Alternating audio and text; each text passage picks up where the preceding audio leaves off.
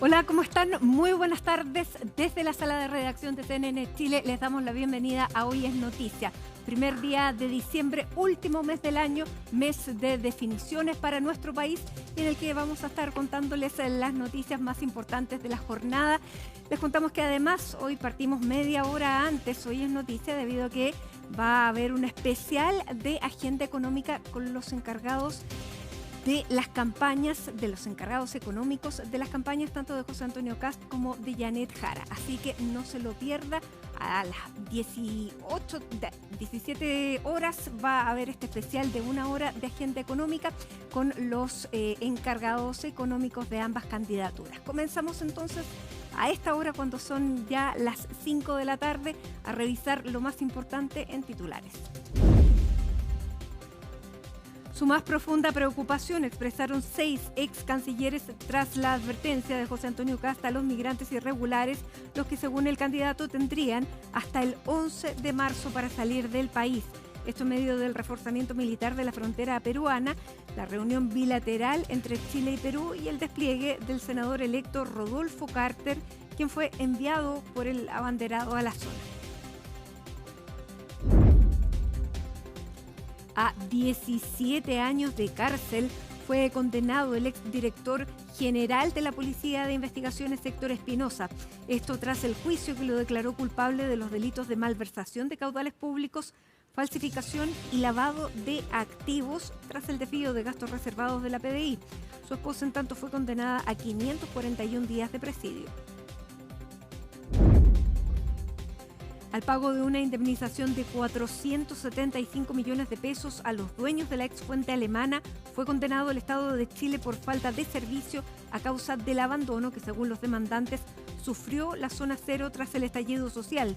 La sentencia de primera instancia fue dictada por el 24 Juzgado Civil de Santiago y la familia Siri ya estudia apelar debido a que exigían la suma de 1.200 millones de pesos. El Consejo Electoral de Honduras suspendió el conteo preliminar de las elecciones presidenciales después de que los candidatos Nasri Asfura del Partido Nacional, respaldado por Donald Trump, y Salvador Nasralla del Partido Liberal alcanzaran un empate. La presidenta del organismo dijo que se deberá realizar un escrutinio especial para así finalizar el escrutinio general. Lo mejor para el año que viene es que la Universidad de Chile cambie entrenador. Con esas palabras, Gustavo Álvarez confirmó que no sigue en la banca técnica de la U. Ante Coquimbo Unido de Deportes Iquique, el argentino dirigirá por última vez a los Azules, institución donde ganó una Copa Chile y una Supercopa.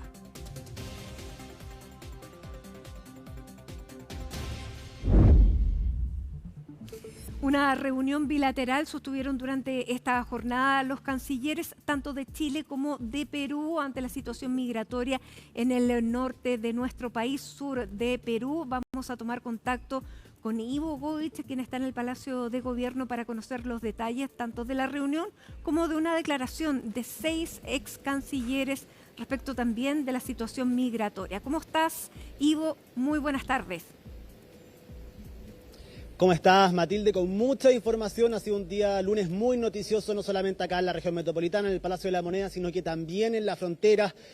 Cómo no, desde la semana pasada en el paso fronterizo de Chacayuta, en Arica, y también en Santa Rosa, en el sur del Perú, en Tacna, precisamente. El día de hoy, Matilde, se concretó finalmente la primera reunión de este comité binacional, encabezado por los cancilleres de nuestro país, Alberto Van Claveren, y también por Hugo de Sela, el canciller peruano, donde se abordó el problema migratorio, qué es lo que está sucediendo en estos momentos en la frontera entre ambos países, proyectando un trabajo en conjunto hacia adelante, compartiendo un diagnóstico común y abordando esto, Matilde, como una primera etapa. Y te voy a contar por qué más adelante es solo una primera etapa y algo que afecta específicamente la coyuntura de lo que sucede hoy en día en esa zona, porque acá se va a necesitar un trabajo más grande si es que se cumplen los diagnósticos que se han planteado. Una reunión donde se establecieron metas específicas, fijas, donde se abordaron ciertos puntos de trabajo colaborativo en el conjunto y donde también se planteó la posibilidad de establecer 2 reuniones más. Pongamos esto en contexto antes de entrar al detalle. Matilde, recordemos la semana pasada, el día viernes, el presidente de Perú, José Gerí, convocó a su Consejo de Ministros para votar finalmente el estado de emergencia en la frontera de Chile con Perú, es decir, en Tacna, en la comuna de Tacna. Eso inmediatamente hizo que se desplegara personal militar durante la jornada del día sábado. Eso movilizó también a las autoridades chilenas, al subsecretario del Interior, Víctor Ramos, al subsecretario de Seguridad Pública, Rafael Collado, y también a Luis Taller, el director del Servicio Nacional de Migraciones, quienes junto a las autoridades locales, el delegado presidencial y también el gobernador de Arica y Tarapacá, y policías y aduana, entre otros personeros, estuvieron monitoreando esta situación y generando ciertos diagnósticos y medidas específicas en concreto a la espera de lo que iba a suceder el día de hoy. Bueno, sucedió esta reunión y se llegaron a ciertos acuerdos puntuales, Matilde. Uno de ellos tiene que ver con patrullajes conjuntos entre la policía chilena y la policía peruana. Para los dos países es importante y es un problema la migración irregular. Esa fue la razón por la cual Perú reforzó su frontera, reforzó la solicitud de documentos, reforzó la seguridad y reforzó, por supuesto, el despliegue militar y policial. Y es por eso que muchas personas que usualmente pasaban por ahí o a las cuales no se les solicitaba tantos papeles y antecedentes han quedado varados con la imposibilidad de poder retornar a sus países de origen. Algunos de ellos irregulares y otros que tienen ciertos papeles pero les faltan, por ejemplo, visados o documentación y se les ha solicitado que a través de los consulados puedan lograr la totalidad de esos documentos para poder salir. Se vieron imágenes hoy día en la frontera de personas que solicitaban angustiosamente la posibilidad incluso de que les pudieran poner buses, de ellos pagar sus pasajes para poder salir, por ejemplo, a Ecuador, a Colombia, a Venezuela, entre otros países, y se vieron imágenes, Matilde, de hecho hace pocas horas, de gente tratando ya de pasar a la fuerza por los controles fronterizos en Perú y tuvieron que ser detenidos efectivamente por el personal militar, pero también por el personal de policía de Perú, ya ante la desesperación de llevar muchas horas y días, algunos de ellos, en esta tierra de nadie, en la línea de la Concordia entre ambos pasos fronterizos. Se determinó el día de hoy hacer patrullajes conjuntos y también, algo muy importante, el traspaso, Matilde, de información entre la policía peruana, la policía chilena, la policía de investigaciones y carabineros, su contraparte en el Perú, para saber cuál es la situación actual de aquellos migrantes que están tratando de traspasar y volver a sus países a través de Perú, saliendo desde Chile. Se acordó una reunión para el próximo 9 de diciembre en Tacna, donde van a estar encabezadas por los servicios consulares, pero también por las policías. Eso va a ser muy importante para determinar el trabajo en terreno efectivamente, y para el 19 de diciembre una segunda reunión entre cancilleres en este comité binacional. Pasemos a escuchar las apreciaciones de ambos cancilleres luego de esta reunión. Alberto Van Claveren y Hugo de Sela, el canciller peruano, y a la vuelta seguimos conversando de más detalles de esta reunión. Se acordaron las siguientes medidas para fortalecer la gestión en materia migratoria y de control de la frontera. En primer lugar, se va a evaluar la posibilidad de algunos patrullajes conjuntos en la frontera. En segundo lugar, vamos a profundizar el intercambio de información entre Carabineros de Chile, la PDI y la Policía Nacional del Perú para fortalecer la coordinación y respuesta operativa. En tercer lugar, resolvimos establecer metodologías de verificación migratoria y para abordar casos de personas de situación migratoria irregular. Se acordó también garantizar la apertura y operación de los pasos fronterizos y los servicios migratorios en general. Para ello, vamos a realizar una reunión conjunta en materia consular y migratoria a nivel técnico en la ciudad de Tacna. Han quedado de acuerdo las dos partes del comité en hacer un diagnóstico compartido de cuál es la situación. Y esto no queremos seguirlo viendo como un problema o de Chile o de Perú, sino como un problema compartido. Los propios migrantes y hasta el alcalde de Arica han pedido que se implemente un corredor humanitario. No hemos conversado de esa posibilidad y para ser franco lo veo bastante difícil, ¿no? ¿Por qué? Esto implicaría también hablar con Ecuador para ver si ellos están dispuestos a que estos migrantes ingresen al territorio ecuatoriano. Esa posibilidad no se ha planteado y no ha ocurrido todavía. Lo que estamos por el momento haciendo es tratar de resolver el problema o la situación que tenemos en la frontera sur y nos estamos concentrando en eso. Ahí, Matilde, las declaraciones de ambos cancilleres y ojo con lo que decía Hugo de Sela, el canciller peruano, porque efectivamente esto que se ha hablado y que hemos hablado durante los últimos días, Mati, de la posibilidad de generar un corredor humanitario para que las personas se puedan trasladar entre países y volver a sus países de origen, por ejemplo, en este caso a Perú, a Ecuador, o a Colombia o a Venezuela, finalmente, si es que eso se llegara a concretar. Lo hablábamos el día viernes, no basta solamente con la voluntad de Chile y de Perú, y de ahí habría que entrar a conversar con Ecuador, por ejemplo, y saber la disponibilidad de Colombia también, y así sucesivamente, y efectivamente eso puede alargar los plazos. Para toda la región el tema de la migración irregular ha sido un problema, ha sido el tema de poder revisar los documentos, los antecedentes penales de las personas, ha sido un temor constante por lo que se ha constatado finalmente en la realidad, que por algunos pocos, efectivamente a todos, caen en ese mismo, con esa misma denominación, y hay mucha desconfianza también y mucho desorden en ese sentido. Así que lo del corredor humanitario, según palabras del canciller peruano, ni siquiera se abordó en la reunión del día de hoy, y ya ve que esto puede ser muy complicado porque van a necesitar más voluntades, no solamente la de Chile y Perú. Específicamente lo que van a abordar en el corto plazo es que ese punto, Chacayuta, Santa Rosa, y ese traslado sea expedito como lo ha venido siendo hasta ahora, como ha manifestado el gobierno chileno, de que no ha existido un aumento sustancial de personas que pasen por ahí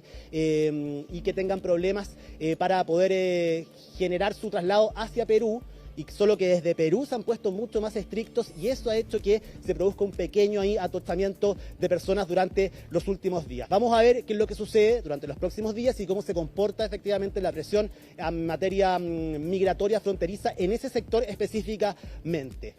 Dos personas que han conversado mucho de este tema, que han entrado al debate, uno de ellos con más protagonismo todavía, son los candidatos presidenciales, porque si bien Perú cambió un poco su forma de mirar este problema migratorio, estableciendo ciertos límites mucho más estrictos, hay otra arista que dicen podría estar influyendo efectivamente en que las personas estén tratando de salir con mayor ansiedad, con mayor rapidez, y que es el llamado del candidato presidencial José Antonio Kast, que ante la eventualidad de ser presidente, salir electo el 14 de diciembre y asumir el 11 de marzo, va a cambiar, dice él, la forma en que se va a tratar al migrante irregular, que los van a salir a buscar y los van a expulsar con lo opuesto, efectivamente. Él ha hecho una invitación, ha combinado que se puedan retirar de manera voluntaria, y quien quiera volver a nuestro país lo haga de manera regular, con todos sus papeles al día y sin ninguna falta en sus antecedentes. Para algunos ese llamado ha causado efecto. De hecho, en Perú y en algunos migrantes que se han escuchado, lo dicen efectivamente en sus palabras. Para otros, por ejemplo en la candidata Janet Jara,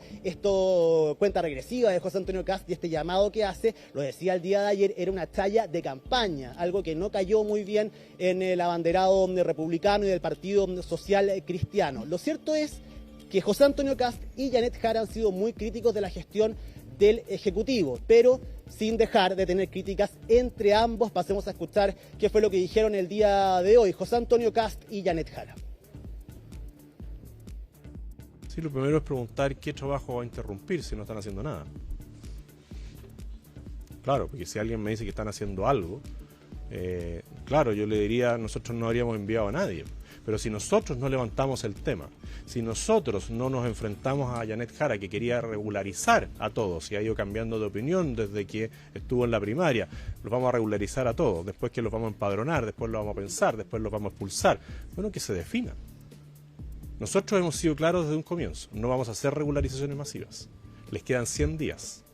¿Y eso ha generado un movimiento migratorio? Sí, eso no es chaya. Así como le hemos dicho a los inmigrantes irregulares que tomen la decisión previamente, le decimos a los prófugos de la justicia, entréguense antes de que sea tarde.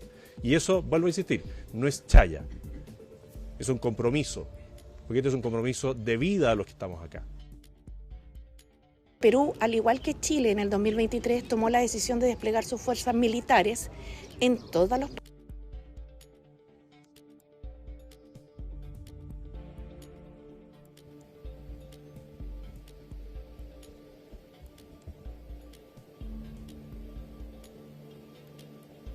Ahí, Matilde, entonces las declaraciones de ambos candidatos presidenciales, efectivamente, esto me imagino va a ser parte del debate del día miércoles, el debate Arti, donde se van a ver las caras finalmente ambos candidatos. Ahí escuchábamos a José Antonio Kast. Pasemos a escuchar también qué fue lo que dijo la candidata presidencial oficialista Janet Jara, que en el día de hoy está en la región de la Araucanía, y desde ahí efectivamente se refirió a la presencia de Rodolfo Carter, enviado por José Antonio Kast, pero también de lo que se ha hecho por parte del gobierno en la frontera con Perú. Perú, al igual que Chile en el 2023, tomó la decisión de desplegar sus fuerzas militares en todos los países fronterizos con Perú, no solo con Chile. O sea, no tiene que ver con lo que la ultraderecha chilena trata de instalar, como que fuera a partir de que Kast ha dicho algo. Y lo que hace Carter ahí, al trasladarse para allá, me da la impresión que es parte de avivar, digamos, el mismo tema, pero que no tiene nada que ver con la realidad de lo que está ocurriendo, y que además es complejo, porque los temas fronterizos, a mi entender, no se pueden usar para efectos de campaña. Lo que tenemos todos los candidatos y las autoridades, por cierto, electas y por asumir, es un deber de actuar con seriedad en esto. La migración irregular hay que controlarla de forma debida, pero usarlo esto para ganarse unos votos más y además instalando que hay una crisis humanitaria y una gran cantidad de personas, yo no sé, realmente yo estaba en Chacayuta y el flujo que se ve a partir de lo que transmite la misma televisión es muy similar al de todos los días. Lo decías, Matilde, en la presentación de este despacho. El día de hoy también se conoció una carta firmada por 6 ex cancilleres de la República de nuestro país, levantando una alerta acerca de las palabras, el tono y el fondo de la declaración de José Antonio Kast. Pasemos a revisar parte de lo que dice este comunicado, firmado por Soledad Dear, por Mariano Fernández, por José Miguel Insulza, Heraldo Muñoz, Antonio Urrejola e Ignacio Walker. Expresamos nuestra profunda preocupación por las recientes declaraciones del candidato presidencial José Antonio Kast en materia migratoria, por sus eventuales efectos en la dignidad de las personas migrantes y en las relaciones de Chile con los países vecinos. La actual situación migratoria en el norte de Chile exige respuestas firmes pero viables, acordadas con los países vecinos y consistentes con el derecho internacional, no planteamientos teóricos que prometen soluciones simples a problemas complejos.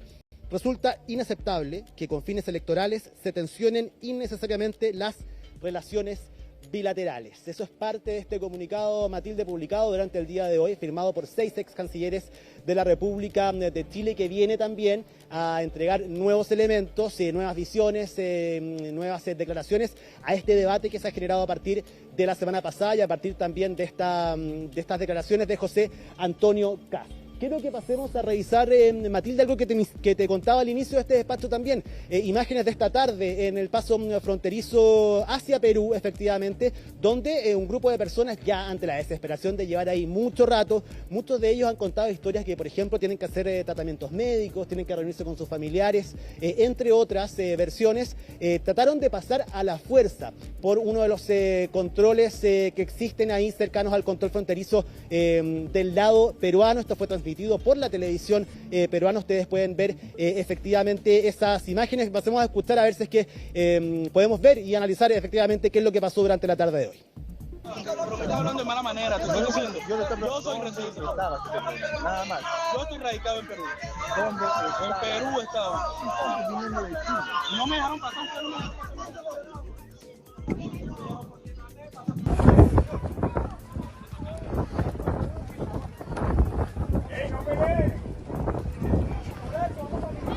¡Pasamos! ¡Pasamos! ¡Pasamos! ¡Pasamos!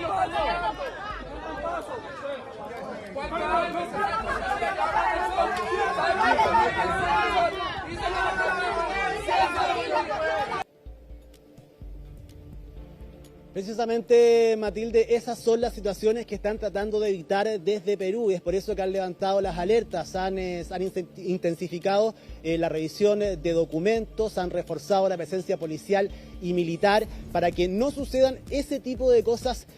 Precisamente, yo te decía, estas son personas que llevan mucho tiempo ahí, que a la fuerza, algunos con niños incluso y llenos de sus equipajes, tratan de pasar ante la desesperación del tiempo que llevan efectivamente ahí. Hay personas que o les falta algún documento o lisa y llanamente no cumplen con los requisitos necesarios para poder ingresar a un país como Perú, que ahora no va a aceptar migración irregular. Eso por una parte. Ya para cerrar también, Matilde, hablábamos de Rodolfo Carter, quien fue enviado por José Antonio Kast a la zona. Algo que para muchos no se entendía. Él es un senador electo por la región de la Araucanía, pero es cierto, él es parte del equipo de seguridad de José Antonio Kast, de quienes han trabajado efectivamente en todas las medidas en materia de seguridad contra la delincuencia, contra el narcotráfico, contra el crimen organizado y también en materia de migración y la materia fronteriza. Bueno, se trasladó hasta esa zona. En un principio era para explicar las medidas que se iban a implementar en el caso de que José Antonio Kast fuera el próximo presidente de nuestro país, pero por otro lado también para traer información hacia el comando de José Antonio Kast en primera persona de lo que estaba sucediendo ahí y monitorear el trabajo también que están realizando las autoridades. Pasamos a escuchar qué fue lo que dijo Rodolfo Carter y también fue consultado acerca de esto la ministra vocera de Gobierno, Camila Vallejo, el día de hoy durante la vocería de los días lunes. Perú en este minuto nos está diciendo lo que hay que hacer. Tomar medidas que a veces son difíciles, pueden ser complejas, pero lo peor que se puede hacer es no hacer nada. Hoy día estamos en el peor de los mundos. Migración descontrolada, hoy día algunas personas quieren salir del país en condiciones muy precarias. Tenemos que trabajar mucho más cerca del Perú porque compartimos el mismo problema. Nosotros no vamos a caer en la trampa del gobierno en campaña, ni tampoco de la candidata del extremismo. Aquí hay un tema humano de por medio. La primera falta humanitaria es con los chilenos, que viven agredidos por la inmigración ilegal. Las segundas víctimas son los mismos migrantes, que son objeto de tráfico de personas, que son explotados con condiciones laborales muy precarias y que tienen derecho a volver a un país libre. Y por los próximos 100 días el presidente, nos gusta o no, es Gabriel Boric, y uno esperaría que actúe en forma mucho más proactiva como la actuación del presidente peruano.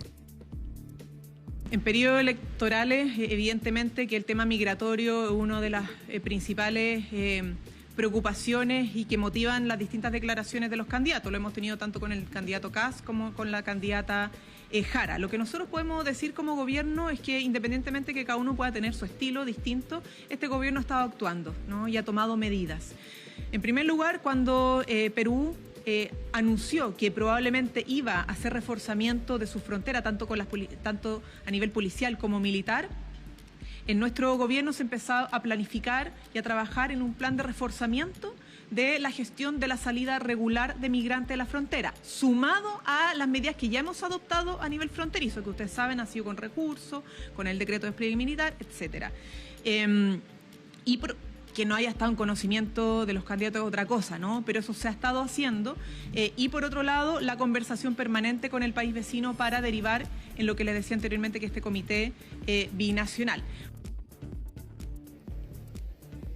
Bueno, sin duda, Matilde, ha sido el tema de la jornada, probablemente lo siga siendo durante la semana, teniendo en cuenta lo que pueda pasar ahí y viendo efectivamente y esperando que se puedan materializar finalmente de manera positiva todos los elementos que fueron puestos el día de hoy en conocimiento a través de esta reunión que sostuvo el Comité Binacional. Hay reuniones entonces el 9 de diciembre y una segunda versión de este Comité Binacional el próximo 19 de diciembre para evaluar las medidas que se comiencen a implementar desde ahora ya, el patrullaje conjunto, la transferencia de documentos, la ayuda de identificación de personas que existe ahí para que esto pueda traspasar de manera más expedita a la gente que necesita pasar efectivamente por este paso fronterizo y no se produzca ningún tipo de atostamiento. Muy bien, seguiremos entonces, Ivo, atentos a lo que venga en cuanto a noticias desde el norte del país, todo también en el marco más amplio, porque esto no solamente tiene que ver con lo que está pasando en nuestros dos países, sino que también tiene que ver con lo que está pasando entre Estados Unidos y Venezuela, que también está generando preocupación y, claro, tal vez impulsos por querer llegar a Venezuela o salir de Venezuela de acuerdo a se produzcan los hechos durante las próximas horas o los próximos días. Eso también es una interrogante. Así que seguimos atentos a todo aquello. Muchísimas gracias por todo este informe. Muy buenas tardes, Ivo. Buenas tardes, Matilde, que estés muy bien. Bueno, volvemos con política contingente, política electoral, porque hoy, 1 de diciembre, ya quedan exactamente 14 días para esta segunda vuelta. El día de ayer comenzó la segunda parte de la franja de los candidatos a la presidencia. Se realiza solamente en un horario que es a las minutos antes de las 9 de la noche. Y ayer comenzó precisamente ya esta última etapa, esta franja electoral televisiva en la que la candidata del oficialismo, Janet Jara, confrontó bastante más directo a José Antonio Kast en cuanto a sus convicciones y bueno, vamos a conversar con Macarena Román de qué es lo que se viene como parte de la estrategia de estas últimas 2 semanas de campaña, cómo se buscan los votos y dónde están esos votos, también pensando en esta consulta pública que hizo el PDG online. ¿Cómo estás, Maca? Hola, Mati, muy buenas tardes. Claro, una situación, cierto, que ya encamina y da a entender que estamos próximos a la segunda vuelta presidencial. Solo quedan, tú lo decías, 14 días y solo 12 días de propaganda electoral donde pueden estar desplegados los candidatos de cara a ese balotaje. Ustedes están viendo en imágenes parte de lo que fue la primera emisión de esta franja de la segunda etapa de las franjas televisivas que parte, tú lo decías, antes de las 9 de la noche, a las 8:50 de la noche, todos los días hasta el jueves 11 de diciembre tendremos, cierto, la oportunidad de ver 5 minutos de las propuestas de José Antonio Kast y 5 minutos de Janet Jara. Hablamos de las propuestas, pero cada uno puede hacer alusión a lo que ellos estimen conveniente. Solo por dar un ejemplo, Mati, durante la noche de este domingo, Janet Jara fue totalmente confrontacional con su adversario, ¿cierto? Habló sobre temas valóricos que algunos catalogan, entre ellos, por ejemplo, los presuntos indultos a condenados por delitos de lesa humanidad. Principalmente hace alusión a la figura de Miguel Krasnov, un condenado, cierto, un reo que permanece en Punta Peuco por más de 1000 años de condena, tiene por distintos delitos de lesa humanidad, y dice que José Antonio Kast, según ella, lo pretende indultar, no solo a él, sino que a otros reos, prisioneros que están en este minuto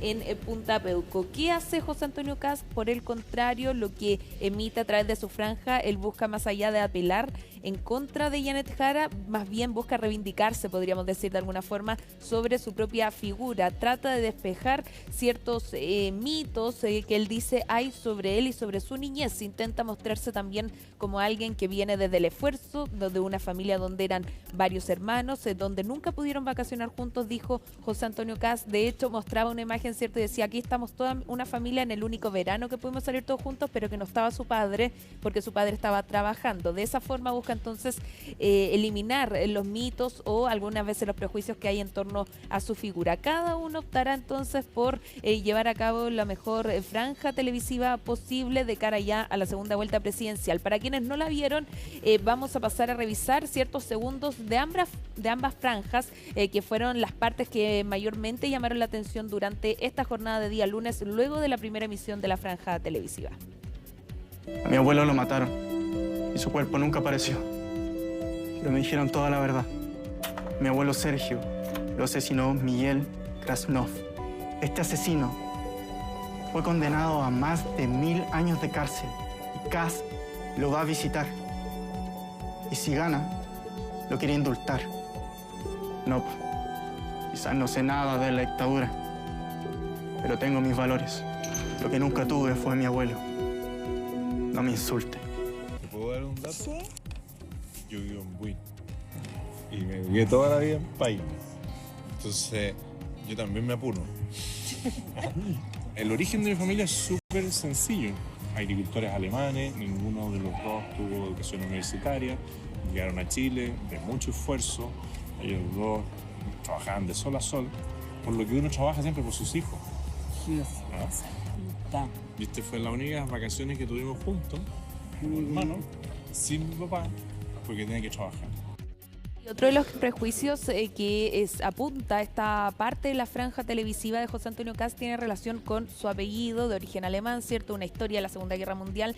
¿Por qué? Porque él dice, no está bien cuando me catalogan de que mi familia era nazi, porque, y da ejemplos, por ejemplo, que él vivía con una persona que también lo cuidaba a él y a sus hermanos de origen alemán y que había sido testigo de la muerte de algunos niños de origen judío y que por eso entonces era casi contradictorio que lo tildaran a él de nazi, siendo que él sabe la vida que ha tenido en ese aspecto quien cuidaba de él mientras sus papás trabajaban. ¿Por qué está ese prejuicio? Para hacer memoria, es que durante la campaña anterior, 2021, ¿cierto? También se hacía ese vínculo porque su padre militaba, ¿cierto?, en el partido nazi, por ende desde ahí algunos medios también internacionales hacían alusión a aquello. Y para derribar entonces esos prejuicios o esos mitos en torno a él y su familia, quiso ahondar en este tema, al menos en la primera franja franja electoral. Eso por un lado. Por otro lado, Janet Jara se le pregunta hoy en su recorrido por la Araucanía, en este minuto está en el sur del país, la candidata oficialista y de la DC, respecto a por qué quiso ir de esa forma en contra de su adversario, ¿cierto? Tan confrontacional, que en general no había sido la tónica de ella, de su figura como exministra y como también candidata presidencial. Ella dice, yo no estoy confrontando a nadie, sino que estoy diciendo verdad para que nadie se pierda entonces en lo que según ella deben tener pendiente o tienen que poner atención los electores y electoras el próximo 14 de diciembre. Vamos a pasar a escuchar parte de las palabras de la candidata oficialista y de la DC, tanto desde su propia franja, las críticas que hace a José Antonio Kast y también la franja que hizo justamente su adversario. Porque yo la verdad lo que propuse en la franja ayer fueron las soluciones para los temas de salud en el país. Lo que sí, hay una pieza en la franja que se estrenó ayer y que invito a la gente a revisarla, donde un joven nacido el 2006, el mismo año que murió Pinochet, cuenta, ¿cierto?, la preocupación que tiene por el posible indulto de Miguel Krasnov, quien el mismo candidato Kast ha señalado que es cercano a él y que no cree los hechos que se le imputan. Hechos que se le imputan por los tribunales de justicia, no por opinión de alguien, y que ha sido condenado a 1000 años. Entonces, está bien que algunos quieran borrar la memoria del país, pero que lo hagan con algo de pudor, Dios mío. Lo que no puede pasar en este país es que se olvide lo que ha ocurrido, porque realmente fueron crímenes horrendos.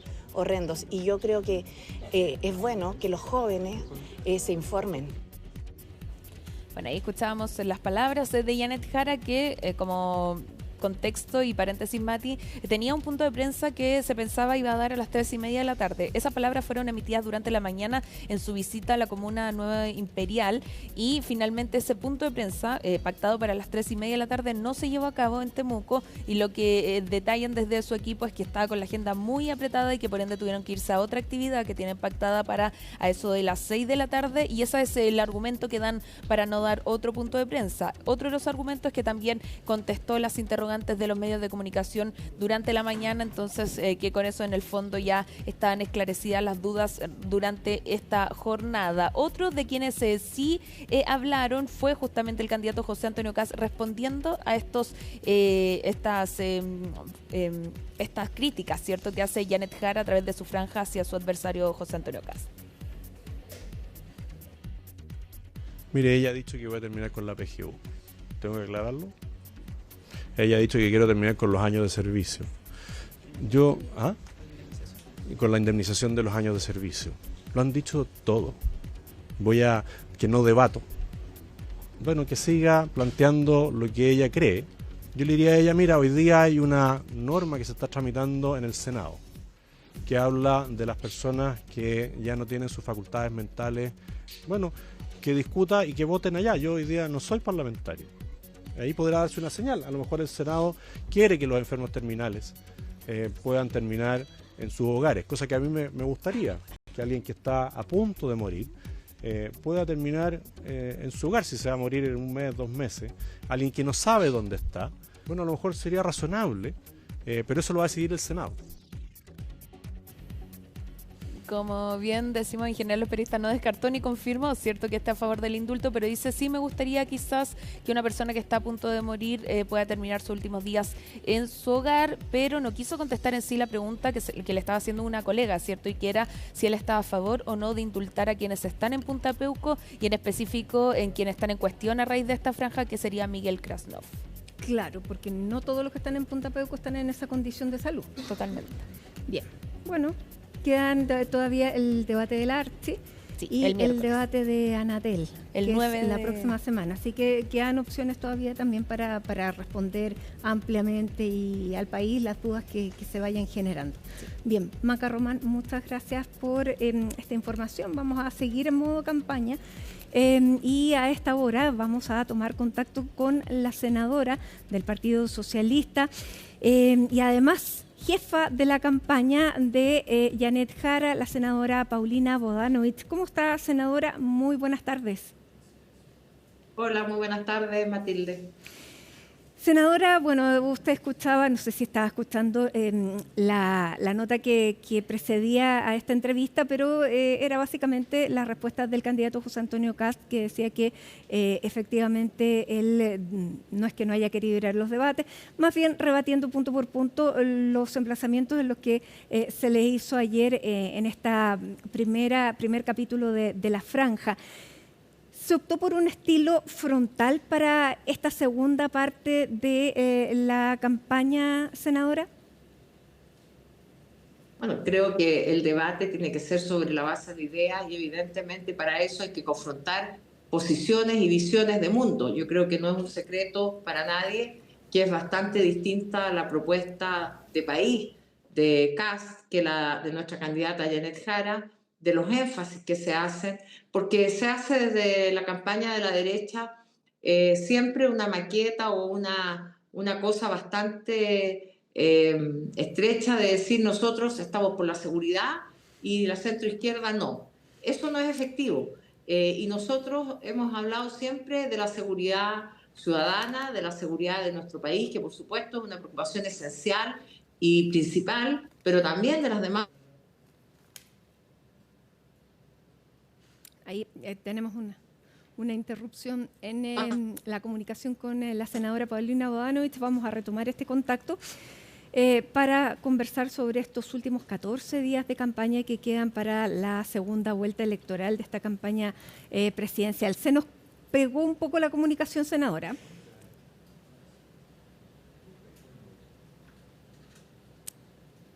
¿Nos escucha? Ya, ahí está, ¿está bien? Ahí sí.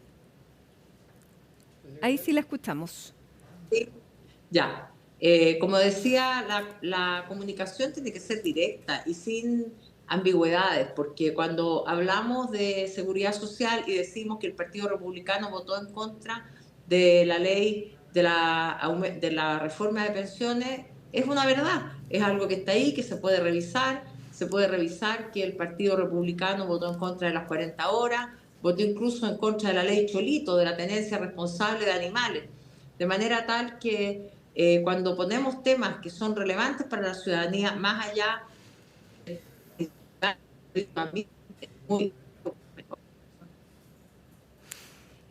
a ver, tenemos, ahí volvió la comunicación. Se queda pegada, senadora. Vamos a tratar de mejorar el contacto, porque es importante las definiciones que tenga usted a partir de ahora, porque hoy día, claro, estábamos viendo que quedan los últimos 14 días de campaña. ¿Cuán cuesta arriba se viene estos últimos 14 días de campaña cuando hay una idea instalada de que ya prácticamente la carrera está ganada por su oponente? Bueno, yo creo que todas las cosas terminan el día que terminan las campañas. Es el voto ciudadano el que dirime finalmente cuál proyecto político y qué país queremos, dónde queremos vivir, si queremos mantener los beneficios que ha costado tantos años conquistar, como la propia pensión y la PGU, una pensión digna, que es la continuidad de una reforma muy importante que hizo la presidenta Bachelet, como la pensión básica solidaria, o políticas en materia de salud, como las políticas del auge, que las instala el presidente Lagos en su gobierno, estas garantías explícitas de salud que ahora se llaman GES, y que hoy, en este día de hoy, se han ampliado en 3 enfermedades bastante graves, el caso de la cirrosis hepática, el caso de enfermedades pulmonares y también la depresión y las enfermedades de la salud mental en menores de 15 años. Entonces, cuando tenemos unas preocupaciones que son esenciales a la ciudadanía, a su mejor vivir, preocupaciones que van en relación a su calidad de vida, como por ejemplo tener un sueldo vital, que lo ha planteado incluso la Iglesia Católica. Ya, pero la idea que está instalada es que eso, digamos, no ha servido hasta ahora esa comunicación para llegar a los ciudadanos, porque de acuerdo a las últimas encuestas que hemos conocido... ¿Por quién? Perdone, por las encuestas. Le quería preguntar por las encuestas, claro, que dan más de 10 puntos, y eso quiero saber su opinión.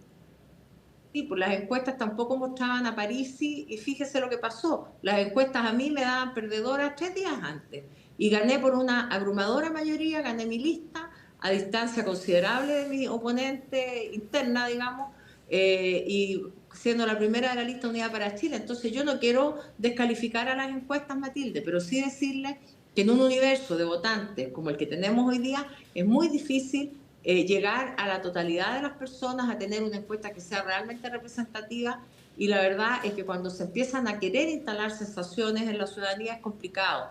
Yo a lo que pediría es que ojalá vayamos a los debates, que podamos confrontar las ideas, que si no puede ir el candidato, puedan ir a lo mejor el representante de su equipo económico, el representante de su equipo de seguridad social, si es que lo tiene, porque finalmente quedarse guardado también es un problema para la ciudadanía, que necesita votar informadamente y escuchar al candidato. Fíjese lo que dijo hoy día.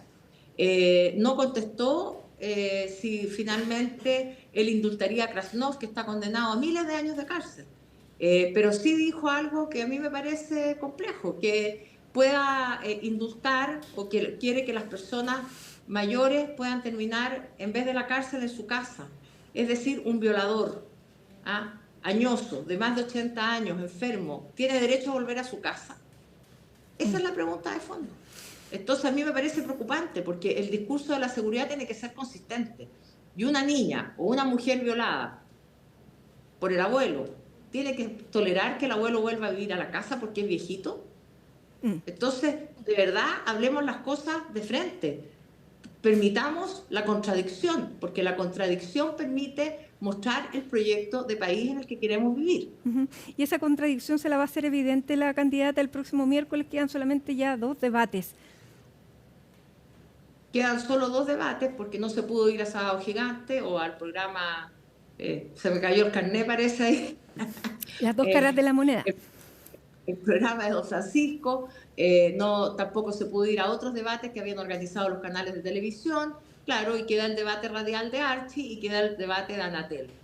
Tampoco el de ICARE fue posible realizarlo porque tampoco quiso ir el candidato Kast, y lamentablemente para poder tener un diálogo se necesitan 2, así es que esperamos que en estos 2 debates también podamos conocer la posición y no solo ver algo a la defensiva o cuando habla nuestra candidata que se le diga que está yendo a comerciales, porque también es una... Senadora, hoy día conocimos el resultado de esta consulta online que realizó el Partido de la Gente, partido de Franco Parisi que obtuvo 2,5 millones de votos que se necesitan si es que Janet Jara efectivamente quiere tener una opción de convertirse en próxima presidenta de la República. Esta consulta online dio que el 78% de los votantes de esta consulta optan por llamar a votar nulo o blanco. ¿Es una mala noticia para la candidata Jara?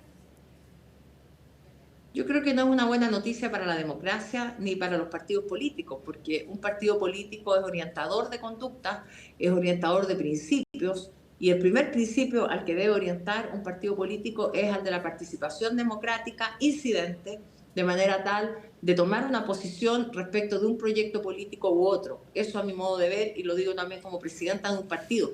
En algunas ocasiones se plantea la posibilidad de que los partidos decreten libertad de acción, que es lo mismo que señalar que voten en blanco o nulo, porque finalmente es una opción que no está en el voto. Y creo yo que los partidos tenemos que orientar, dar esa discusión al interior de los partidos, pero sobre todo pensando en qué proyecto político finalmente puede representar de mejor manera a un partido político en cuestión. Así es que yo creo que es una mala noticia, no para los candidatos, sino más bien para lo que significa ser un partido político. Ya, pero más allá de que no llaman a votar, sino que llaman a ver estos resultados, ¿qué le parece que de estos resultados el 2% de las personas consultadas tenga la decisión de votar por Janet Jara? Y cuán importante además cree usted que es que se conozca el número de personas que votaron en esta consulta. Yo creo que estas formas modernas de participar a mí me parecen bien atractivas. Se habla incluso de que en algún momento podamos tener voto electrónico o voto remoto en nuestro país, una forma más moderna de hacerlo, y me parece que es bien interesante la discusión que se puede dar sobre eso, sobre el uso de la tecnología y sobre la participación política mucho más directa. Pero creo que es un tema que hoy día está ahí y que no está bien definido. Entonces, en el marco de eso, claro, puede ser interesante saber del universo de votantes que era posible que participaran, cuánta gente realmente se sintió llamada a hacerlo, cuánta gente se sintió interpretada por esto. Pero mire, más allá de eso, creo que es importante entender también que el electorado y el de los partidos políticos también no es un todo uniforme ni homogéneo, sino más bien hay individualidades, hay distintas realidades, y estoy cierta que dentro de las personas que votaron por el candidato Parisi, de las cuales conozco muchas, también tienen distintas opciones políticas y prefieren un candidato u otro, de manera tal que no se puede sumar mecánicamente un porcentaje y decir este porcentaje es para Kast o este porcentaje es para Jara. Ya, los que sí dieron una directriz fueron demócratas. Demócratas hoy día sale a apoyar en una imagen que es bien contundente, que está la senadora Jimena Rincón, el exdiputado Tarud, gente que era rostro de la centroizquierda, hoy aparece detrás de José Antonio Kast, esto sumado también al expresidente Eduardo Frei. ¿Es así? ¿Es una mala noticia para la candidatura de Janet Jara? Y alguien, perdón, pero alguien, usted que es una persona que está informada mucho más que todos nosotros, o la ciudadanía, ¿esperaba una reacción diferente del Partido Demócrata? Podrían haber votado nulo, no haber, porque habían dicho que iban a hacer oposición a cualquier candidato que no fuera Evelyn Matei. Habría que preguntarle a la presidenta del partido entonces por qué opta por no cumplir con lo que ella había señalado, pero la verdad es que... No lo señaló ella, lo señaló el senador Walker. Hayan sido rostros de centro izquierda, eso fue bastante tiempo atrás. Recordemos que ellos tomaron una postura distinta de todo el conglomerado político de la centro izquierda, ya en la opción del proceso constituyente. Amarillos y demócratas, de hecho Amarillo surge a partir de eso. Por lo tanto, a mí no me asombra ni me llama la atención que hayan hecho este punto político en el día de hoy. Usted una vez le enrostró que ella pertenecía ya a la derecha. Bueno, está ahí la confirmación hoy día. El que dijo que iba a ser oposición si no resultaba electa en primera vuelta Evelyn Matei era el senador Matías Walker. ¿Dónde se ubica Matías Walker políticamente el día de hoy? Porque va a ser importante en la próxima legislatura. ¿Con qué bancada se alinea Matías Walker, considerando que la mayoría está ahí y que hay distintos gestos que está buscando la derecha para controlar también el Senado?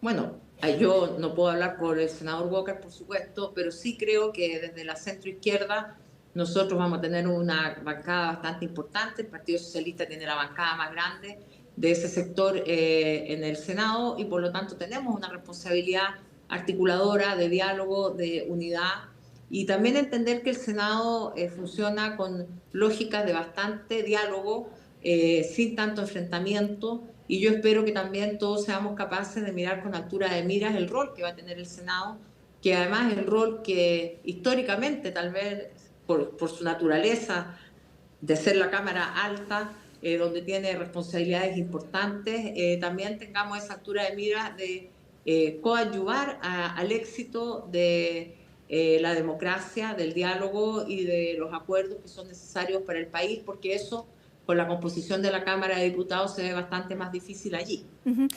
Pero ¿cómo calificaría usted, cómo se definiría usted si es que llegara a ser oposición al próximo gobierno? Mire, yo espero ser gobierno y voy a ser articuladora de los acuerdos que proponga el gobierno. Y el rol que tiene el Partido Socialista es siempre el de promover la unidad más amplia para poder fortalecer las necesidades que tiene la ciudadanía, para fortalecer acuerdos tan importantes como, por ejemplo, el de la reforma previsional que logró Janet Jara, y jamás ser obstáculo, como lo fue la derecha, para haber promovido, por ejemplo, una reforma tributaria que habría permitido el financiamiento de muchas de las políticas públicas que el gobierno pretendía promover en materia de vivienda, en materia de salud y en otros temas. Porque se lo pregunto y voy a ir a eso. Voy a ir a eso, pero le pregunto el tema del Senado, senadora. perdón, se les olvida que la derecha rechazó contundentemente la reforma tributaria que pretendía financiar todos estos beneficios sociales. Voy de inmediato a eso, pero antes de terminar el tema del Senado, le quería contar que el senador electo por republicano, Rodolfo Carter, dijo que él esperaba y veía que era muy posible, si es que llegaban a ser gobierno, generarse entendimiento con algunos senadores y nombró a 2 de su partido, que son Juan Luis Castro y Fidel Espinosa. ¿Usted cree que ellos pudieran llegar a acuerdo con republicanos para aprobar, digamos, propuestas de ese sector político? Mire, todos podemos llegar a acuerdos con todos los sectores políticos para poder aprobar proyectos que sean buenos para Chile. Y así lo hemos hecho. El Partido Socialista ha promovido acuerdos y ha apoyado muchas leyes que necesitan nuestros quórum, así como otros partidos de nuestro sector. Pero lo que me da a entender esa nota, creo que hay bastante mala fe en señalar conductas políticas que al menos a mí no solo no me constan, sino que creo que no son efectivas. Ya, pero ¿usted descarta que se pueda llegar a acuerdos con un eventual gobierno de José Antonio Kast? No, es que no sigamos con el eventual gobierno, porque cada momento político tiene su afán, Matilde, y nosotros hoy día tenemos que terminar nuestra legislatura. Los que estamos como senadores hoy día todavía tenemos desafíos importantes, terminamos la ley de presupuesto el año pasado y siempre hemos dado una muestra de conducta política responsable. El Partido Socialista, la Democracia Cristiana, el Frente Amplio, el Partido Comunista han votado todos los proyectos en el Senado favorablemente para una gran mayoría de los chilenos, de manera tal que buscar instalar estas cuñas, a mí no me van a hacer pisar el palito, ni Rodolfo Carter ni nadie, para poner cuñas hoy día dentro de lo que es la unidad más amplia de la centroizquierda, que estamos trabajando todos en unidad, porque Janet Jara sea nuestra próxima presidenta de la República, porque es importante para Chile, porque es importante conservar los derechos que hemos conquistado, porque es importante avanzar en otros temas y, por cierto, porque en conjunto vamos a seguir construyendo. Entonces, y a propósito aquí, de Rodolfo Carter, que está en la frontera, ¿qué le parece que haya sido mandatado o que se le haya pedido ir a la frontera por parte de José Antonio Kast? No que es senador por la Araucanía. Hoy día nuestra candidata estuvo en Temuco, está allá todavía, y ha tenido importantes conversaciones con líderes de la Araucanía, con distintas personas. Ha estado en Padre Las Casas, una comuna que va a verse fortalecida con propuestas también de nuestro futuro gobierno. Por lo tanto, lo que no tengo mayor conocimiento de aquella decisión de ese comando. Durante esta tarde, aquí en CNN, habrá un debate, más bien una conversación entre los encargados económicos de ambos comandos. Va a estar Tomás Bunster y Luis Eduardo Escobar conversando con Nicolás Paut. Fue un programa que se grabó hace algunos instantes atrás y donde el encargado económico de José Antonio Kast señala que lo que ellos pretenden, a propósito, se acuerda del debate por la aprobación de la reforma a las pensiones, a ellos no les gusta el préstamo que hacen los trabajadores para poder financiar las pensiones de las personas que están ahora pensionándose. Él lo que propone en este programa, y lo dice, es que este 1,5 de préstamo vaya a la cuenta individual. Si se hace esa propuesta, ¿hay que desarmar toda la reforma a las pensiones? A ellos no les gusta la PGU, no les gusta la solidaridad, ni intergeneracional, que es lo que quieren desarmar, ni ningún pilar solidario, que es lo que instaló la presidenta Bachelet. Entonces, cuando la vida de las personas se mira desde una óptica economicista y donde se pretende recortar un beneficio, yo creo que hay que decirlo con todas sus letras. Y lo que va a decir o ha dicho su encargado económico, el candidato Kast no ha sido capaz de decirlo en ninguno de los debates claramente, que no le gusta la PGU y que la quiere terminar. Pero Ojalá él lo que dice es el préstamo que quiere llevarlo a que sea el Estado el que se endeude y que no sea un préstamo por parte de los trabajadores, que ese 1,5 vaya a la cuenta individual. Esa es la postura, esa fue la declaración. Pero que explique de dónde va a sacar la plata para ese préstamo, porque por otro lado está diciendo que va a reducir $6.000 millones, que no sabemos dónde los va a reducir. Entonces, si quiere dar subsidio, yo creo que el ministro Marcel estudió este tema con bastante dedicación y que por algo se hizo un sistema alternativo, porque el Estado no tiene recursos para todo. Y ellos mismos señalan que van a recortar 6.000 millones. Entonces, es bastante contradictorio con la propuesta general que tienen de ir achicando el Estado y con una verdadera decisión sobre ese punto. Entonces, como no conocemos las propuestas, como el candidato Kast no las señala con claridad, tampoco yo me puedo referir con mayor claridad hasta que no las conozcamos de boca del candidato. ¿Cómo van a ser los próximos 14 días para la candidata Yanet Jara, senadora? Bueno, de trabajo en terreno, como ha sido hasta ahora, de estar en los debates que ha sido convocada. Ella ha asistido a todos los debates y de seguir haciendo los énfasis que creemos importantes en materias que son relevantes para los chilenos. En materia de educación, en materia de salud, como se vio anoche en la franja, en temas, digamos, de tomar iniciativas importantes de otros candidatos, como el pie cero de Evelyn Matei, o como el tema del IVA de los medicamentos que se ha tomado de la candidatura del candidato Parisi. De manera tal que vamos a seguir dando a conocer todas las propuestas, todo lo que significa un gobierno que tiene como ejes la seguridad ciudadana, la seguridad económica y la seguridad social, que son los tres énfasis que se están buscando siempre por parte de nuestro sector. Bien, senadora Paulina Bodanovich, jefa de campaña de Yanet Jara y además senadora del Partido Socialista, presidenta de esa colectividad. Muchísimas gracias por este contacto con nosotros y que tenga una buena semana. Muy buenas tardes. Gracias, Matilde. Y a esta hora hacemos un alto en Hoy es Noticia con imágenes de Santiago. 27 grados con 6 décimas es la temperatura a esta hora de la tarde en la capital, en la región metropolitana, pero prepárense porque para mañana se anuncian 32 grados de temperatura. Faltan 4 minutos para las 6 de la tarde, hacemos un alto y ya estamos de regreso con más.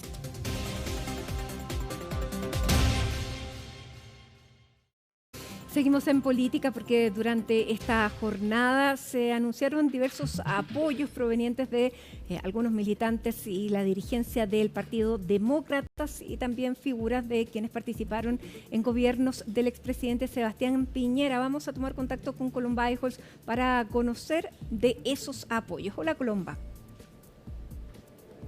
Muy buenas tardes, Mati. Así es, una serie de reuniones fueron las que encabezó durante esta jornada el candidato presidencial José Antonio Kast, una de ellas a las 9 de la mañana, que ya veníamos anunciando desde la semana pasada, una reunión que sostuvo el candidato presidencial con algunas figuras políticas, líderes de Demócratas, que es un partido que si bien dijo que no iba a votar por la candidata del oficialismo y la democracia cristiana, no se pronunció respecto a un apoyo explícito hacia el candidato presidencial José Antonio Kast, aunque de igual manera, de manera singular, algunas figuras políticas llegaron hasta la sede del Partido Republicano ya por tercera vez. Habían encabezado 2 otras reuniones programáticas en particular, pero ya esta tercera entregan su respaldo. Figuras como la senadora y presidenta de ese conglomerado, Jimena Rincón, también Jorge Tarud, estaba por supuesto Carlos Maldonado, entre algunos otros diputados, por ejemplo, Erika Olivera, Víctor Pino, y por su parte también hubo figuras políticas de amarillos que llegaron hasta la sede del Partido Republicano en la comuna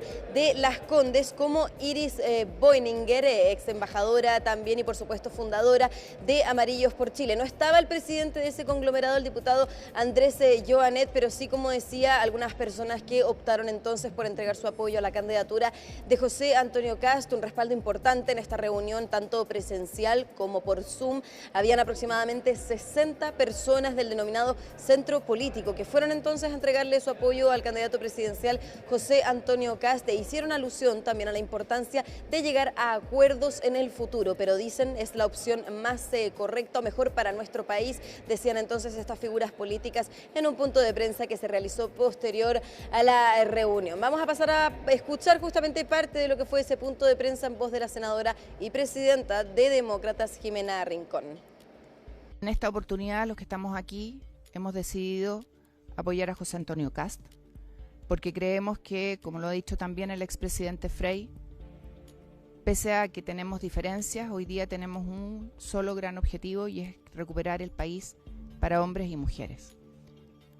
esto no se trata de izquierdas y de derechas, esto se trata de Chile y de cómo logramos avanzar y sacar adelante a nuestro país de la inseguridad, y nosotros creemos en la esperanza.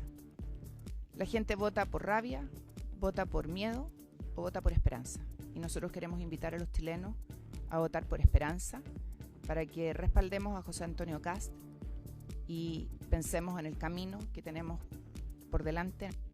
Bueno, y como la senadora mencionaba, esto no es un apoyo del Partido Demócratas como conglomerado, sino apoyos particulares que algunos dirigentes, líderes, tanto de demócratas, independientes y también amarillos, le están dando al candidato presidencial José Antonio Kast. Vale también decir, Mati, que no estaba presente el senador y vicepresidente de demócratas, Matías Walker, tampoco la diputada de ese conglomerado, Joana Pérez, por lo que conocemos optarían por votar en blanco o nulo. Eso ya de hecho se había conversado la semana pasada y también cuando se generó el Consejo General de ese conglomerado, así como también ocurre lo mismo en amarillos. Algunas voces dicen también que van a anular o también optar por votar en blanco en esta candidatura, pero dicen no se aleja a la postulación o por lo menos a la opción de poder elegir a José Antonio Kast. Sí, muy lejana la decisión que podrían tomar respecto a la candidatura de Janet Jara, quien también llegó al Partido Republicano. Posteriormente, a las 11 de la mañana, fueron los equipos de salud de la candidatura de Evelyn Matei. Estaba por supuesto presente la subsecretaria de Salud Paula Daza en esta reunión que se sostuvo con el candidato presidencial, así como también el exministro de Salud Jaime Mañalich, que recordemos también a comienzos de este año, aproximadamente en mayo, había sido crítico con los candidatos presidenciales de la oposición. Decía que no había un liderazgo que lo convocara, pero ahora eso cambió de cara a la segunda vuelta y dice entonces que va a respaldar, a ponerse a trabajar en estas reuniones con el candidato presidencial José Antonio Kast. Así que también pasemos a revisar parte de lo que dijo quien fue la vocera de campaña de la ex candidata presidencial Evelyn Matei. Hablamos de Paula Daza también ahí haciendo este trabajo en materia de salud con el Partido Republicano y el comando, obviamente, del abanderado. Así que pasemos a revisar sus declaraciones. Quiero agradecer al candidato José Antonio Kast por abrirnos la puerta, ¿cierto?, del programa de salud que trabajamos en el comando de Evelyn Matei durante más de un año. Hoy día nos reúnen aquí muchos expertos de distintas miradas, donde todos tenemos un diagnóstico que salud es una prioridad para el futuro gobierno de José Antonio Kast, y es por eso que hoy día compartimos muchos de los principios que todos tenemos. Creemos en la libertad de elección de las personas en salud es un derecho elemental, en la democracia, en cómo tenemos que avanzar en un país que las personas tengan más oportunidades en el crecimiento y también en la contención del gasto fiscal.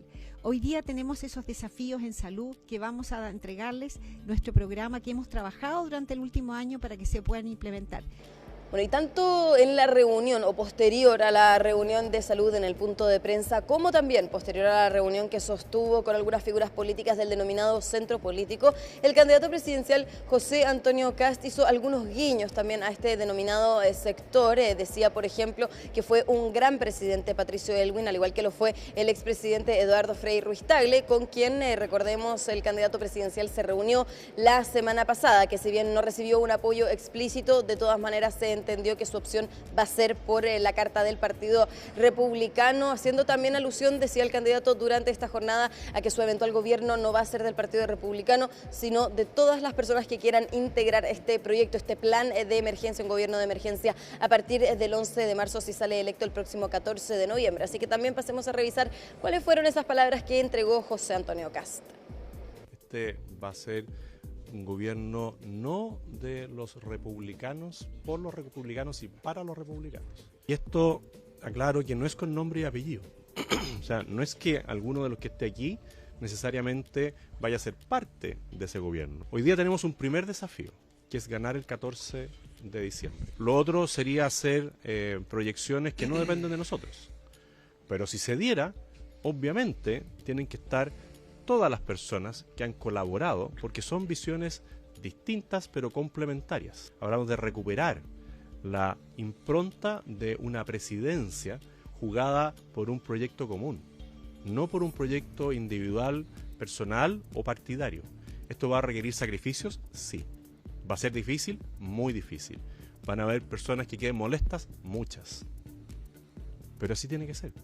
Bueno, entonces con la apertura de poder recibir a cualquier persona que se quiera incorporar a este plan entonces que está presentando el candidato presidencial José Antonio Kast, en reuniones que hemos visto se han realizado la semana pasada, se llevan también realizando durante esta semana en materia programática, también podríamos decir en un ámbito más político, por justamente la reunión que sostuvo José Antonio Kast con algunas figuras políticas de demócratas, de amarillos, del denominado centro político, quienes habían abandonado hace un tiempo ya la democracia cristiana, pero que hoy se suman, al igual que el expresidente Eduardo Frei Ruiz-Tagle, a la candidatura de José Antonio Kast. Mati, van a haber más reuniones de todas maneras de este tipo, un tipo político y también obviamente en otras materias importantes para la ciudadanía, como lo son salud, educación, decía el candidato presidencial José Antonio Kast, así que vamos de todas maneras a estar presente en todos esos despliegues que haga el candidato.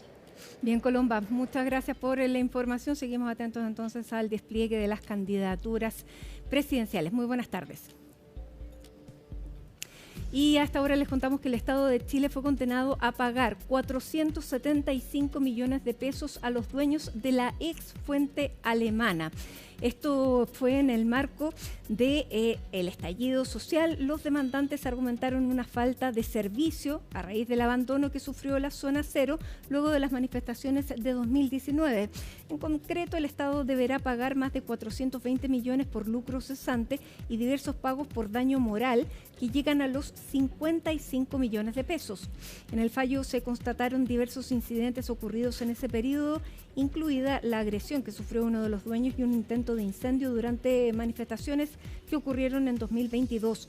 Pese a esto, desde la familia Siri no descartan ingresar un recurso ante la Corte de Apelaciones de Santiago debido a que la demanda original era por un total de 1.200 millones de pesos.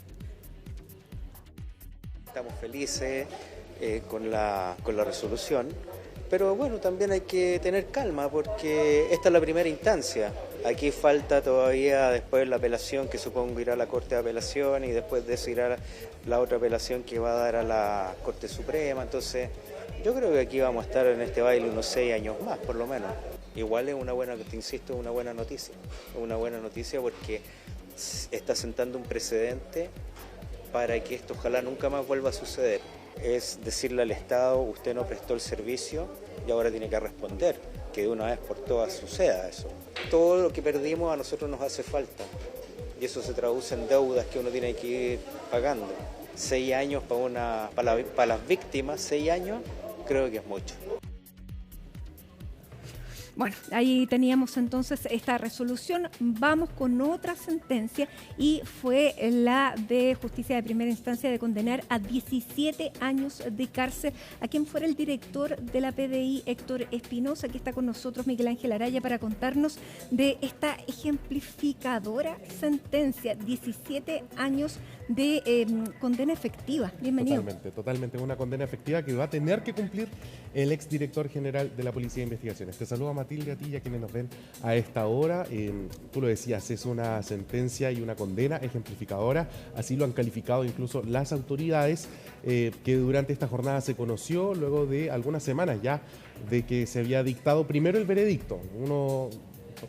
Las personas no entienden mucho la diferencia entre veredicto y sentencia. El veredicto es netamente cuando se conoce si la persona es o no culpable de algún delito por el que haya sido acusado en un juicio oral, y semanas después o tiempo después se conoce la condena con el detalle. Bueno, hoy día conocimos la condena, la sentencia en contra de Héctor Espinosa, ex director general de la Policía de Investigaciones, y también en contra de su esposa, María Magdalena Neira. Ellos dos fueron llevados a este juicio oral por parte del Ministerio Público como los autores. En el caso de Héctor Espinosa, autor del delito de lavado de activos, malversación de caudales públicos y también falsificación y uso malicioso de documentos de uso público. En el caso de su esposa, ella fue solamente procesada y acusada por el delito de lavado de activos como una especie de tratar de hacer estas maniobras económicas para esconder la ilicitud del dinero que habrían sido sustraídos desde las arcas fiscales de la Policía de Investigaciones, porque finalmente eso es lo que el Ministerio Público identifica acá, a través de una alerta que entrega el Banco de Chile en movimientos fuera de lo normal que estaban viendo en las cuentas de Héctor Espinosa. Se da este aviso a la Comisión del Mercado Financiero, la CMF, y ahí también empieza entonces toda esta indagatoria en materia penal. ¿Por qué? Porque lo que se identificó es que Héctor Espinosa habría sustraído cerca de 146 millones de pesos desde lo que eran los gastos reservados de la Policía de Investigaciones entre los años 2015 y 2017. Finalmente, esto es acreditado por el tribunal y entonces se entrega hoy esta ejemplificadora condena de 17 años de cárcel. Si hacemos el desglose, primero se condena por 12 años y también la inhabilitación para ejercer cargos públicos mientras dure esta condena por los delitos de malversación de caudales públicos y uso malicioso de documentos y falsificación de estos mismos. Y por otro lado tenemos una segunda condena a 5 años y un día más el pago de 200 UTM por el delito de lavado de activos. Y esto suma en total entonces una pena de 17 años de presidio efectivo que tendrá que cumplir Héctor Espinosa, porque estos delitos, luego de algunas actualizaciones, según estuvimos conversando con algunos abogados, no tienen la posibilidad de ser cumplidos en libertad. No hay una opción a la que pueda tomar Héctor Espinosa para cumplir estos 17 años de prisión. Sí se le restaría lo que estuvo en arresto domiciliario durante el tiempo que duró todo este juicio. Así es, él estuvo un tiempo en prisión preventiva y otro tiempo en arresto domiciliario nocturno. Esto ya lo hemos hablado en otras ocasiones. Eso se traduce en una bonificación, en un abono para lo que es la condena que hoy día se conoce. ¿De cuánto es este abono? 1.500 días. Eso es lo que se conoció durante esta jornada en la sentencia. Entonces ahí usted tiene que hacer la resta. 17 años menos 1.500 días que tenía de abono, y esa es la pena que va a cumplir finalmente, que son cerca de 13, 14 años con los que termina si uno considera esta pena de abono. En el caso de su esposa, ella también fue condenada, considerada culpable del delito de lavado de activos en grado culposo, diferencia del lavado de activos doloso, una figura ahí jurídica, porque cuando hay dolo se está actuando de manera, podríamos decir, con intención, con conciencia de causar un daño o de realizar un acto ilegal. En el caso de la figura culposa es por negligencia, por imprudencia o por impericia, sin que exista la voluntad directa de cometer este ilícito. En el caso de la esposa, entonces, se considera el delito de lavado de activos culposo. Vamos a escuchar el momento en el que la justicia dictaba entonces esta sentencia condenatoria a 17 años de cárcel en contra de Héctor Espinosa. Se declara, primero, que se condena a Héctor Ángel Espinosa Valenzuela, previamente individualizado, a la pena corporal de 12 años de presidio mayor en su grado medio, más inhabilitación absoluta perpetua para cargos y oficios públicos y derechos políticos, y de inhabilitación absoluta para profesiones titulares mientras dure la condena, y al pago de una multa de 15 unidades tributarias mensuales por su responsabilidad en calidad de autor del delito reiterado de malversación de caudales públicos y de falsificación y uso de instrumento público falso en carácter de reiterado, cometidos en esta ciudad en distintas fechas del año 2015, 2016 y 2017. Segundo, que igualmente se condena a Héctor Ángel Espinosa Valenzuela a la pena de 5 años y un día por presidio mayor en su grado mínimo, más inhabilitación absoluta perpetua para cargos y oficios públicos y derechos políticos.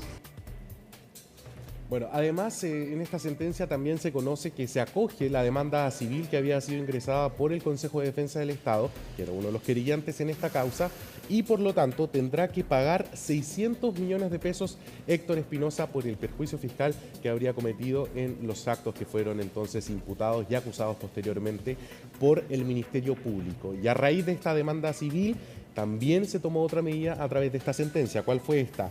El decomiso de alguna de las propiedades de Héctor Espinosa y su esposa, esto con el fin de asegurar que va a tener dinero para poder pagar estas multas. ¿Cuál es este decomiso? Un domicilio, un departamento ubicado en la comuna de Las Condes, en calle Rosario Norte. Ahí está un departamento, una bodega y 2 estacionamientos. Estos bienes van a ser entonces decomisados. Se hizo el oficio incluso al conservador de bienes raíces de Santiago para poder poner en trámite todo aquello y que así esto pueda ser utilizado como método de pago para las multas y también estos 600 millones de pesos que se ven acreditados que deberá pagar Héctor Espinosa a través de esta demanda civil del Consejo de Defensa del Estado. Lo decíamos, el Ministerio Público estaba bastante conforme con lo que definió durante esta jornada el Cuarto Tribunal de Juicio Oral en lo Penal de Santiago.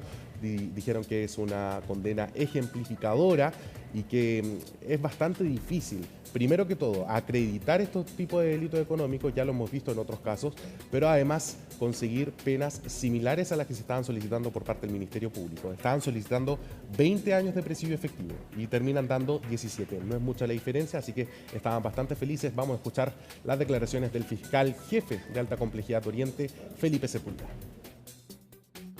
El tribunal impuso penas que podríamos decir ejemplarizadoras, bastante altas, acordes con la gravedad de los delitos que tuvo por acreditado. 12 años por la malversación de caudales públicos, en conjunto con la falsificación de instrumentos públicos, y 5 años y un día por el lavado de dinero al señor Héctor Espinosa. En total, 17 años de privación de libertad. Sin duda que marca un precedente por varias razones. En primer lugar, por la alta investidura de la persona que fue condenado.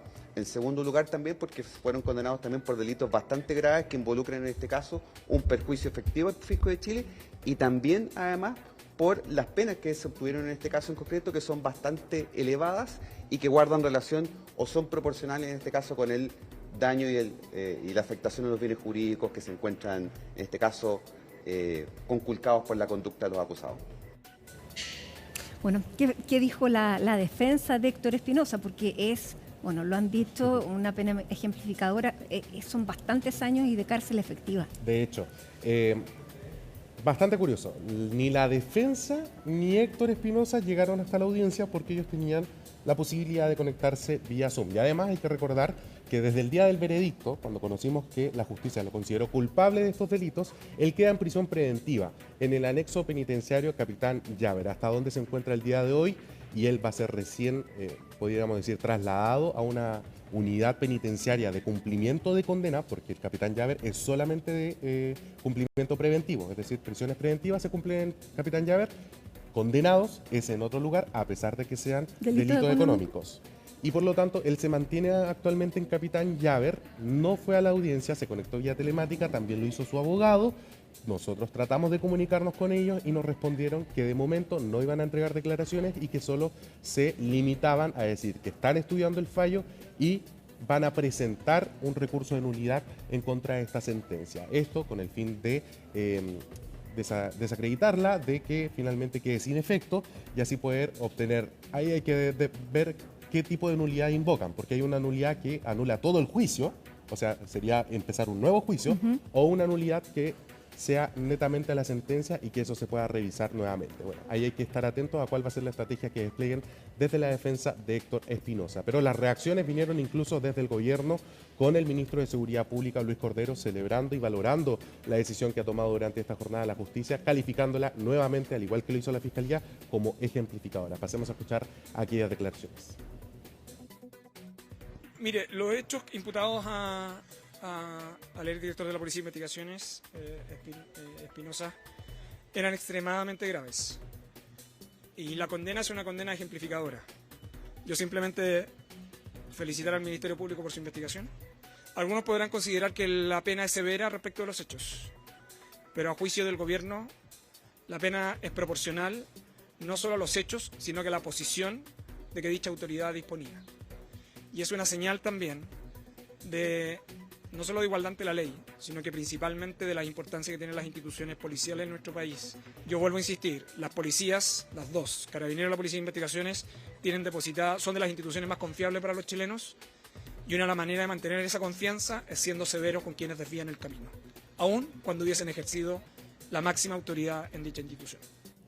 Bueno, entonces ahora hay que esperar el plazo legal para que la defensa pueda ingresar un recurso de nulidad, así ya lo han anunciado, y además también ver cómo avanza aquel proceso. Hay que recordar, en el caso de él, sí habría una pena efectiva. O sea, él va a estar en la cárcel y no hay posibilidad de que la cumpla en libertad. Distinto de su esposa, que fue sentenciada, condenada a 541 días de presidio efectivo, sí, 541 días y una multa de 30 UTM, pero ella ya lo cumplió con estos días que estuvo entonces con medidas cautelares como son el arresto domiciliario. Bien, Miguel Ángel, muchísimas gracias. Ahí, bueno, en Capitán Llaver se va a encontrar con quienes están en prisión preventiva por otro caso, que es la muñeca bielorrusa, y en este caso, claro, esta hebra, o sea, este tema que hoy día está manteniendo y que ha sido condenado Héctor Espinosa no tiene nada que ver de los últimos con la muñeca bielorrusa, ni tampoco con el celular de Luis Hermosilla, sino que fue otra investigación. Pero de las últimas investigaciones creo que es casi la única. Y además tiene que ver con todo lo que fue la corrupción en algún minuto, una ola de casos de corrupción que se vivían en las policías, tanto en Carabineros como en la PDI, y ahora tenemos la resolución y el cierre, podríamos decir, de esta historia. Nos quedan todos los demás casos. Muchas gracias, Miguel Ángel. Buenas tardes. Que tengas una buena tarde y nosotros hacemos un alto en Hoy es Noticia con imágenes de Concepción, donde hay cielos parcialmente cubiertos, 17 grados es la temperatura en estos momentos. Ya regresamos con las noticias internacionales junto a Alicia Contreras. Faltan 19 minutos para las 7, vamos con noticias económicas porque el Banco Central informó que la actividad nacional creció un 2,2% durante el mes de octubre. ¿Qué factores influyeron en este aumento? Vamos junto a Pilar Gutiérrez para conocer más detalles de esta cifra. Hola, Pilar. Hola, muy buenas tardes. Claro, el IMASEC de octubre anotó un alza de 2,2% en línea con lo que estaba esperando el mercado. Este fue el crecimiento entonces de la actividad económica el último año, es decir, la comparación de octubre de 2025 con octubre de 2024. Pero cuando vemos la cifra desestacionalizada, es decir, el crecimiento mes contra mes, ahí fue 0,7% entonces la expansión de la actividad al 10º mes del año.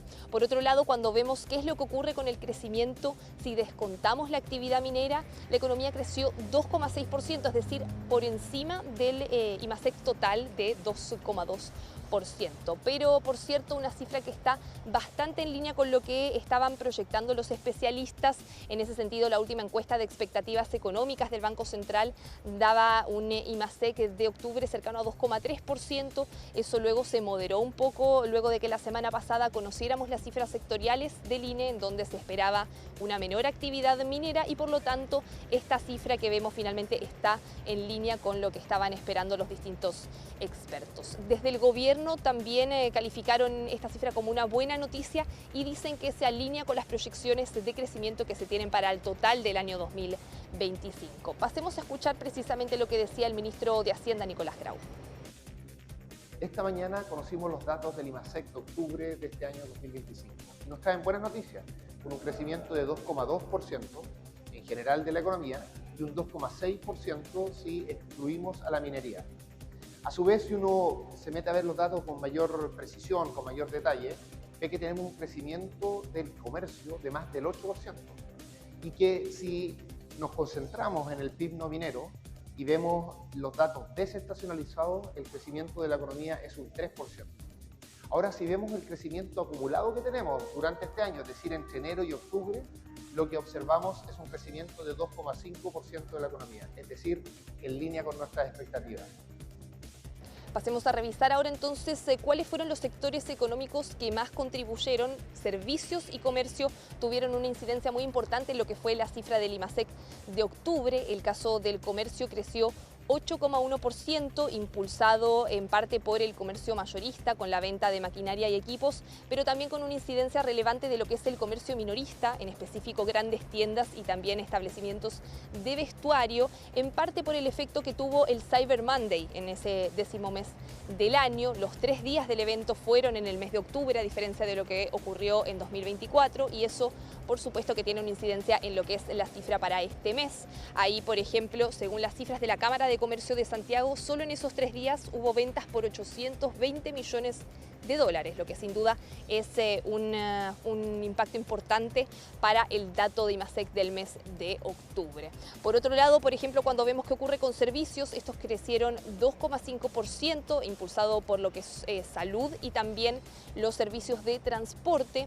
Industria manufacturera también anotó una alza con una incidencia algo menor, ¿no? Creció 1,8% por la elaboración de alimentos, y por el lado de la minería, ahí sí hubo una desaceleración, una caída de 1,6% por una menor extracción de cobre. Pasemos a escuchar el análisis que hacía el economista Sergio Lehmann. El crecimiento del IMASEC del mes de octubre, 2,2% en base anual, estuvo realmente en línea con lo que se anticipaba.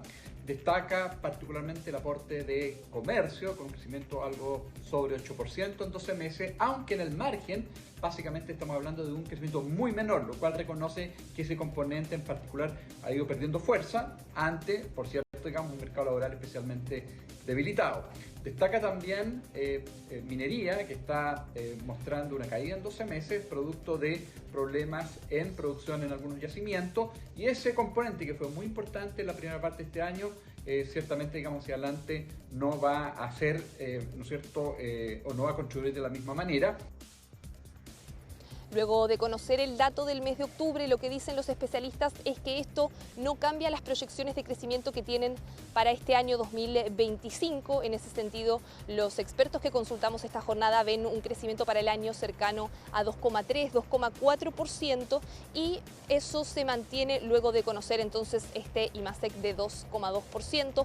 Hay que recordar que el primer semestre de este año anotó un crecimiento de 2,8% por sobre lo que se estaba esperando, y ya el tercer trimestre, con los datos que se tienen hasta el momento, el crecimiento fue de 1,6%. Hay una leve desaceleración ahí entonces, pero de todas formas es algo que los analistas ya estaban anticipando de antemano. Así que, como decíamos entonces, la proyección que tienen los expertos para este año va en torno al 2,4%. Escuchemos ese análisis que hacía Valentina Apablaza de la Universidad Diego Portales. La verdad es que no estamos viendo un cambio en las proyecciones que estamos esperando tanto para el cuarto trimestre como para fin de año, porque precisamente este dato está alineado con las expectativas que teníamos. Durante el cuarto trimestre del año, la economía debería seguir creciendo a ritmos bastante similares. O sea, no esperamos que hayan crecimientos muy elevados o muy inferiores al 2%. Y esto, ¿qué es lo que hace? Es que en definitiva el año completo debería cerrar con un crecimiento en torno a un 2,4% anual. En los 2 meses que quedan del año entonces habrá que esperar a ver qué incidencia tienen, por ejemplo, efectos como las compras navideñas sobre la actividad económica de noviembre y de diciembre, sobre todo las fiestas de fin de año, pero también el efecto que puede generar eventualmente el cierre del comercio por lo que fue la primera vuelta y ahora esta segunda vuelta que será en el mes de diciembre. Bien, muchas gracias, Pilar Gutiérrez, con las cifras económicas. Recuerden que hoy día además hay un especial de Agenda Económica a las 7 de la tarde. Un especial de Agenda Económica con los asesores económicos de los candidatos presidenciales, así que a partir de las 7 de la tarde usted los podrá ver junto a Nicolás Paut en Agenda Económica. Yo me despido, que tenga una gran tarde y hasta mañana.